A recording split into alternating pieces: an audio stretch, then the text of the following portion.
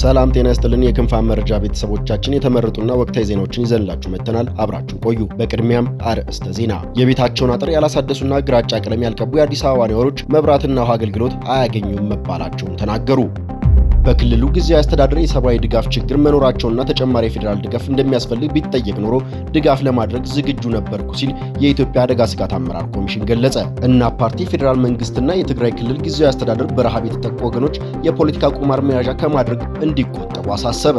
እነዚህንና ሌሎች አዳዲስ ዜናዎችን ይዘንላችሁ መጥተናል። አብራችሁ ቆዩ። መረጃዎቻችን ሁልጊዜም በፍጥነት እንዲደርሳችሁ ቻናላችንን ላይክ፣ ሼር፣ ሰብስክራይብ በማድረግ የደውል ምልክቱን በመጫን ይጀምሩ። በትግራይ ክልል ጊዜያዊ አስተዳደር የተለያዩ የሰብአዊ ድጋፍ ችግሮች መኖራቸውና ተጨማሪ የፌዴራል ድጋፍ እንደሚያስፈልገው ቢጠየቅ ኖሮ ድጋፍ ለማድረግ ዝግጁነት አለን ሲል የኢትዮጵያ አደጋ ስጋት አመራር ኮሚሽን ገለጸ። የኢትዮጵያ አደጋ ስጋት አመራር ኮሚሽን በትግራይ ክልል ሰሜን ምዕራብ ዞን አሰገድ ወረዳ ሕጻጽ የጊዜያዊ መጠለያ ጣቢያ የሚገኙ ተፈናቃዮች የሰብአዊ ድጋፍ አቅርቦት በተመለከተ መግለጫ ሰጠ።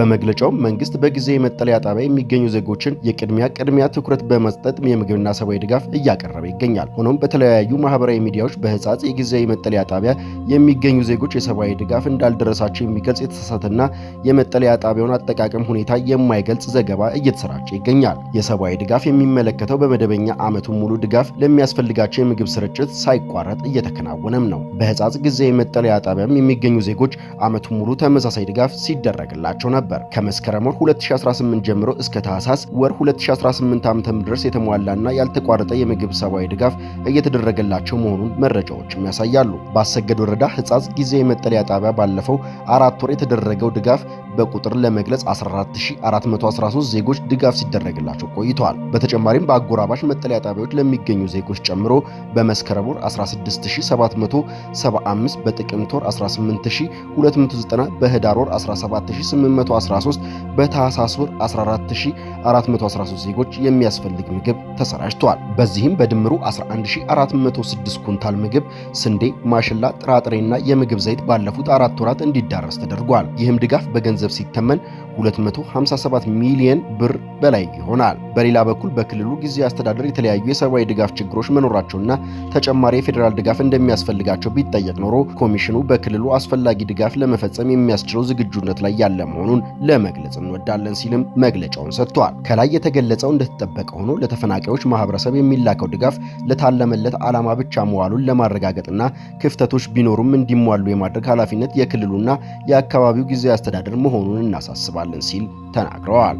ፕሬዝዳንት ሌተናል ጀነራል ታደሰ ወረደ ትላንትና ጋዜጣዊ መግለጫ ሰጥተውም ነበር። በዚህም መግለጫቸው በመጠለያ ጣቢያው ያሉ ሰብአዊ ቀውስ ጦርነት መልሶ መቀስቀስ እንደሚችል ማሳያዎች ናቸውም ብለዋል። ያለው ሰብአዊ ቀውስ ወደ ደህንነት ቀውስ ተሻግሮ ጦርነት መልሶ ካገረሸ ከሀገርም አልፎ ቀጠናዎችን የሚረብሽ ነው ሲሉም ገልጸዋል።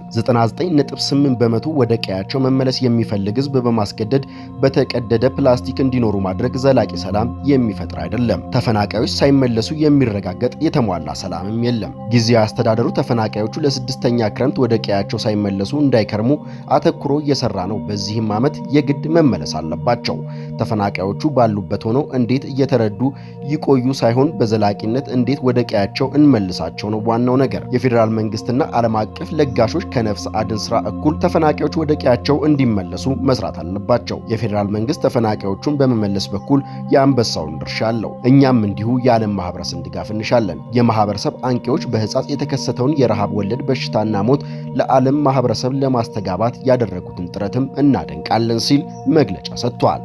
ይህ በእንዲህ እንዳለ እናት ፓርቲም የፌዴራል መንግስትና የትግራይ ክልል ጊዜያዊ አስተዳደር በረሃብ የተጠቁ ወገኖች የፖለቲካ ቁማር መያዣ እንዳያደርጉ ሲል አሳስቧል። እናት ፓርቲ ይህን ያለው ረሃብና ጥም ጊዜ አይሰጥም ሲል ሰይሞ ዛሬ ባወጣው መግለጫ ነው። ፓርቲው በትግራይ ክልል የተለያዩ አካባቢዎች በድርቅና በእርዳታ አቅርቦት ችግር ከፍተኛ ረሃብ መከሰቱንና በመድኃኒት እጦት ዜጎች ለከፋ ችግር መጋለጣቸውን መገንዘብ መቻሉን በመግለጫው አመላክቷል። ችግሩ ከሰሞኑ ይፋ ይሁን እንጂ በክልሉ የተለያዩ አካባቢዎች በተመሳሳይ ሁኔታ በሰቆቃ የሚያሳልፉ በርካታ ወገኖች መኖራቸው ይታወቃሉ በማለት ለችግሩ መንስኤ ናቸው ብሎ ወደ አመላከታቸው ምክንያቶችም ይሻገራል። በስደተኞች መጠለያ ጣቢያ ያሉ በድርቅ ምክንያት ማምረት ያልቻሉ፣ በአጠቃላይ በክልሉ እጅግ አውዳሚ በሆነው ጦርነት ማግስት ውስጥ መገኘትና መሰል ተፈጥሯዊና ሰው ሰራሽ ምክንያቶች ችግሮች መፈጠራቸው አይቀሬ በሆነው ቅድመ ጥንቃቄ ሰብአዊ ቀውሶች ሲከሰቱ አፋጣኝ መዳረሻ የመፍትሄ አማራጮች ማስቀመጥና ከቁጥጥር ውጪ ከመሆናቸው በፊት መድረስ ይገባ ነበር ሲልም ወቅሰዋል። መግለጫው ሲቀጥልም አሁን ላይ በተለይም በህጻጽ መጠለያ ጣቢያ ያሉ ዜጎች በረሃብና መድኃኒት እጦት ከፍተኛ ጉዳት እየደረሰባቸው መሆኑን ጠቅሶ መላው ኢትዮጵያውያን ተረባርበው የዕለት ጉርሳቸውና ዘላቂ የማቋቋሚያ ሁነት መፍጠር የቅድሚያ የሚሰጠው ተግባር መሆኑን አግኝተናል ብለዋል። በትግራይ ያለው እጅግ ሰብአዊነትና ጊዜ የማይሰጠው ሁኔታ አነሳን እንጂ ችግሩ በአማራ ክልል ባሉ ደብረ ብርሃን፣ ጃራ መጠለያ ያሉ ወገኖችም በመኖርና በሞት መሃል ሆነው ቀናቸውን እንደሚገፉም አስታውሰዋል። ፓርቲው በመጨረሻ ምክረ ሐሳብ ያላቸው ነጥቦችን ዘርዝሯል። በውጭም በውስጥም ያሉ ኢትዮጵያን በሚቻላቸው አቅም ሁሉ ተረባርበው በረሃብና መድኃኒት እጦት የሚሰቃዩ ወገኖች እንዲታደጓቸው በዘላቂነትም እንዲያቋቁማቸው ጥሪ ያቀረበ ነው። የፌዴራል መንግስትና የክልሉ ጊዜያዊ አስተዳደር እኒህን ወገኖች የፖለቲካ ቁማር መያዣ ከማድረግ እንዲቆጠቡ፣ እርዳታዎችን በቀናነት እንዲያሳልጡ እንዲሁም ወደ ዳግም ግጭት ከሚገፉ አባባሽ ምክንያቶች እንዲቆጠቡ በአደራ ጭምር አሳስበዋል። የቤታቸውን አጥር ያላደሱና ግራጫ ቀለም ያልቀቡ የአዲስ አበባ ነዋሪዎች የመብራትና የውሃ አገልግሎት አታገኙም መባላቸውን ተናገሩ። በአዲስ አበባ የተለያዩ አካባቢዎች የመኖሪያ ቤታቸውን አጥር ግራጫ ቀለም ያልቀቡ፣ አምፖል ያልሰቀሉ እንዲሁም በአካባቢያቸው የደህንነት ካሜራ ያልገጠሙ ነዋሪዎች መብራትና ውሃ አገልግሎት አታገኙም ተብለናል ሲሉ መናገራቸውን ፎርቹን ጋዜጣ ዘግበዋል። ከሚኖሩበት ቀበሌ የመጡ የመንግስት ኃላፊዎች በሀገር ደረጃ እየተሰራ ካለው የኮሪደር ልማት ጋር ተያይዞ ነዋሪዎች አካባቢያቸውን ማስዋብ አለባቸው የሚል መመሪያ እንደተሰጣቸው ዘገባው አመላክቷል። በየአካባቢው ዋና ቦታዎች ላይ ይሰቀላል የተባለው የደህንነት ካሜራ ያስፈልገው በከተማዋ ነዋሪዎች ዘንድ በተደጋጋሚ የሚነሳው የደህንነት ጥያቄ በመኖሩ ነው ተብሏል። ለነዋሪዎቹ ከተሰጣቸው መመሪያዎች ውስጥ ሁሉም የመኖሪያ ቤቶች አጥር በተመሳሳይ መልኩ ግራጫ ቀለም መቀባት ያለባቸው ሲሆን ከዚህ የተለየ ቀለም መጠቀም እንደሌለባቸውም ተገልጾላቸዋል። የከተማዋ ኃላፊዎች ይህ መመሪያ በፍጥነት ያልተገበረ ነዋሪ ለቅጣት እንደሚዳረግ መናገራቸውም ተሰምተዋል። ቅጣቱ የሚፈጸምባቸው ነዋሪዎች መንደራቸውን የማስዋብ ስራ ማከናወናቸውን በድጋሚ ከተፈተሸ በኋላ መሆኑን ተመላክቷል። ይህንን ያላከናወነ ግለሰብ እንደ መብራት እና ውሃ ያሉ መሰረታዊ ልማቶች ይቋረጡበታል መባሉን ከዘገባው ላይ ተመልክተናል። በኮልፌ ቀራኒዮ ክፍለ ከተማ ዘነበ ወርቅ በተሰኘ አካባቢ የሚኖሩ ወይዘሮ አሰገደች ባህር የተባሉ የ80 ዓመት አዛውንት በ3 ቀን ውስጥ የመኖሪያ ቤት አጥራቸውን በድጋሚ ገንብተው ግራጫ ቀለም እንዲቀቡና የውጭ አምፖል በፍጥነት እንዲሰቅሉ ማሳሰቢያ እንደተሰጣቸውም ተናግረዋል። በልጆቻቸው ወርሃዊ ገቢ የሚተዳደሩት እኚህ አዛውንት የታዘዙትን ተግባር ማከናወን እንደማይችሉ አስረድተዋል። የታዘዙት አጠቃላይ አጥራቸውን የማደስ ስራ እስከ 20 ሺህ ብር የሚያስወጣቸው ሲሆን ይህን ያህል ገንዘብ ማግኘት እንደማይችሉ ለኃላፊዎች ቢገልጹም የተለየ ምላሽ አለማግኘታቸውን ወይዘሮ አሰገደች ገልጸዋል። የአዲስ አበባ ከተማ የከተማ ውበትና አረንጓዴ ልማት ቢሮ ኃላፊ የሆኑት አቶ ግርማ ሲሳይ የወይዘሮ አሰገደች ምክንያት አይቀበሉም። በከተማው አስተዳደር የወጣው ስታንዳርድ ላለመፈጸም ድህነት ምክንያት አይሆንም ሲሉም ተናግረዋል። የቢሮ ኃላፊ ከዚህ ቀደም በተመሳሳይ መልኩ በተሰጠ አስተያየት በአዲስ አበባ ከተማ በተለያዩ አካባቢዎች እየተሰራ የሚገኘው የኮሪደር ልማት የተፈናቀለው ድህነት እንጂ ድህ አይደለም ሲሉ መናገራቸው አይዘነጋም። መንግስት ምግብ ለማግኘት ለሚቸገሩ ነዋሪዎቹ ሊረዳ ይችላል፣ ነገር ግን ለዚህ ሲባል ህግ ሊላላ አይችልም ማለታቸውን ጋዜጣው ዘግቧል። አሁን ላይ 1 ጋሎን ቀለም 1600 ብር፣ ኤጋ ቆርቆሮ 1300 ብር፣ የደህንነት ካሜራ ከ4000 ብር እስከ 13000 ብር እንደሚሸጥም ተገልጿል። የአፋር ህዝብ በኤርትራ መንግስት የዘር ማጥፋት እየተፈጸመበት ነው ሲል የቀይ ባህር አፋር ዲሞክራሲ ድርጅት ተናገረ። ድርጅቱ ዛሬ ለጋዜጣዊ በሰጠው መግለጫ የኤርትራ መንግስት ከ1993 ዓ.ም ጀምሮ በኤርትራ ደናክል አካባቢ የሚኖሩ የቀይ ባህር አፋሮች ላይ መንግስታዊ የዘር ማጥፋት የመብት ጥሰት እየፈጸመ ቆይቷልም ብለዋል። የድርጅቱ ሊቀመንበር ኢብራሂም ሃሩን በመግለጫው እንደተናገሩት የኤርትራ መንግስት በአፋሮች ላይ ከህግና ከፍርድ ውጭ ግድያዎችን፣ ዘር ተኮር ጭፍጨፋ፣ ያለ ፍርድ ማሰርና ማሰቃየት፣ መሰወር፣ የግዳጅ ወታደራዊ ምልመላ፣ በግዳጅ ማፈናቀል እየፈጸመ መሆኑንም ጠቅሰዋል። በቋንቋችን እንዳንማር በመከልከል መስጊዶችን በመዝጋትና የቁርአን ትምህርትን በመከልከል የቀይ ባህር አፋር ህዝብ ባህልን፣ ማንነትን በማጥፋት ላይ መሆናቸውንም ተናግረዋል። ከቀይ ባህር አሳ ማጥመድ መከልከልን ጨምሮ ኢኮኖሚ መብቶችን በመጣስ የህልውና አደጋ ውስጥ አስገብቶናል ሲሉ የድርጅቱ ሊቀመንበር ኢብራሂም ሃሩን አስረድተዋል። በዚህ ምክንያት በርካታ የቀይ ባህር አፋሮች ከመኖሪያቸው ተፈናቅለው እየተሰደዱ መሆኑንም ጠቅሰዋል። የኤርትራ መንግስት ዓላማ ከቀይ ባህር አፋሮች ቀይ ባህርን ማስለቀቅ መሆኑንም ሊቀመንበሩ ተናግረዋል። ድርጅቱ የኤርትራ መንግስት በኤርትራ አፋር ላይ እያደረሰ ያለውን የሰብአዊ መብት ጥሰት በተመለከተ ክስ ለአፍሪካ ሰብአዊና ህዝባዊ ድርጅት ኮሚሽን ማቅረቡንም ገልጸዋል። የኢትዮጵያ ብሔራዊ ምርጫ ቦርድ በማዕከላዊ ኢትዮጵያ ክልል በዜጎች የመደራጀትና የፖለቲካ ፓርቲ የመመስረት ዲሞክራሲ መብት ላይ የሚፈጸም ጥሰቶች እንዲቆሙ አሳሰበ።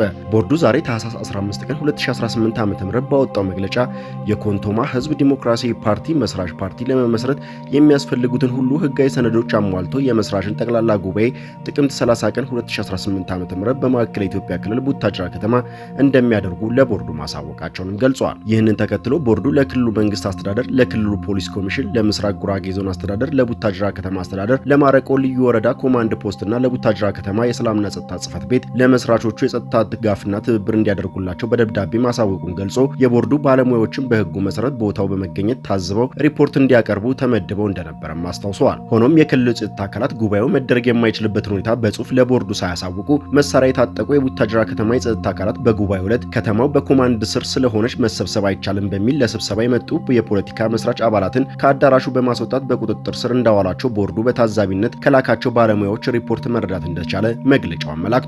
በተመሳሳይም የደንጣን የህዝብ ዲሞክራሲ ፓርቲ መስራች ፓርቲ ለመመስረት የሚያስፈልገውን ሁሉንም ህጋዊ ሰነዶች አሟልተው የመስራች ጉባኤ ታህሳስ 12 ቀን 2018 ዓ.ም በማዕከላዊ ክልል ኢትዮጵያ በሃዲያ ዞን ቢጠና ታዳጊ ከተማ እንደሚያደርጉ ለቦርዱ ማሳወቃቸው ተከትሎ ቦርዱን ለክልሉ መንግስት አስተዳደር፣ ለክልሉ ፖሊስ ኮሚሽንና ለሃዲያ ዞን አስተዳደር ለመስራች ጸጥታ ድጋፍ እንዲደረግላቸው በደብዳቤ ማሳወቁን የቦርዱ ባለሙያዎች በቦታው ተገኝተው በመታዘብ ሪፖርት እንዲያቀርቡ ተመድበው እንደነበርም ገልጿል። ሆኖም ግን መስራቾቹ ተሟልተው ጉባኤው ሊጀመር ሲል የከተማ ጸጥታ አካላት ስብሰባውን ማድረግ የማይቻልበት የጸጥታ ድጋፍ አናደርግላችሁም፣ አደጋ ቢደርስባችሁ ኃላፊነት አንወስድም፣ እንዲሁም ስብሰባውን ለመረበሽ የተዘጋጁ አካላት አሉ፣ ቦታውን ለቃችሁ ውጡ በማለት የቦርዱ ታዛቢዎች ከከተማው ለቀው እንዲወጡ አድርገዋቸዋል ሲል በመግለጫው ጠቁመዋል። የኢፌዴሪ ብሔራዊ ምርጫ ቦርድ ማቋቋሚያ አዋጅ ቁጥር 1133 አንቀጽ 27 ህዝባር 1 ላይ የተደነገገው መሰረት ማንኛውም የፌዴራል ሆነ የክልል መንግስት አካል ከቦርድ ለሚቀርብለት ህጋዊ ጥያቄ ትብብር የማድረግና የማስፈጸም ግዴታ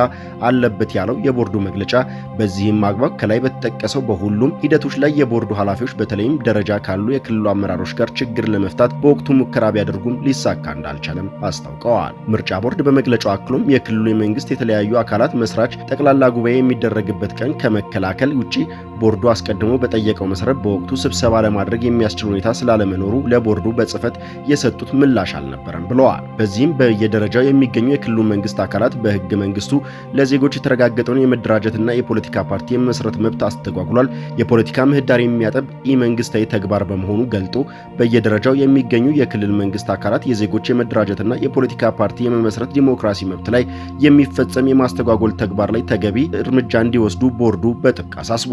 በቅርቡ የኢትዮጵያ ብሔራዊ ምርጫ ቦርድ ዋና ሰብሳቢ ወይዘሮ ሜላተወርቅ ኃይሉ ምርጫው ለማካሄድ አስቻይ ሁኔታ መኖሩን በተመለከተ ለመገናኛ ብዙሃን ማብራሪያ በሰጡበት ወቅት አስቻይ ሁኔታ በአንድ ቀን፣ በ3 ቀን፣ በ5 ቀን የሚሰራ አይደለም፣ ቀጣይነት ያለውና እስከ ምርጫ ድረስ የሚከናወን ስራ ነው ሲሉ መግለጻቸው ይታወሳል። አስቻይ ሁኔታ ሲባል የጸጥታ ሁኔታዎች ብቻ አለመሆናቸውን የገለጹት ሰብሳቢዋ መሬት ላይ ያለው ፖለቲካ ምህዳር እንደሚያካትትም ገልጸዋል።